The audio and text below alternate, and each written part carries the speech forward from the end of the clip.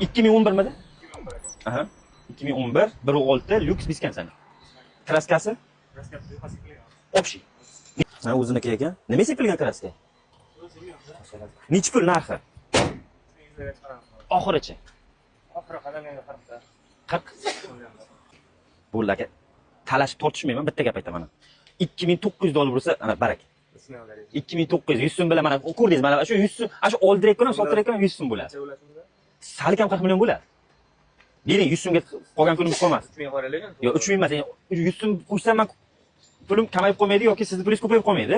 Prosta 2900 bo'lsa chiroyli narx bo'ladi. Oladigan odam shu 100 so'm uchun xursand bo'lib oladi mashinangizni. Barakan? Barakan. 2011-yil 1.6 lyuks Biskansaner, bitta yengil kraska bo'lgan ekan, lekin usilitillari, chashkalari yaxshi holatda turibdi. Narxi $2900 bo'ldi. Bemalol gazini bosib, pastki raqamlarga telefon qilib olishlaring mumkin. Sizga ham aka bitta narsani iltimos qo'yaman. Iltimos, klient ko'payib ketgandan keyin narxini o'zgartira olmaysiz aka. O'sha kimga sotsangiz ham sirazi dokumentini qilib, o'sha dokumentda pul oldi berdilarini qilishlaringni sizga ham, oluvchilarga ham maslahat beramiz.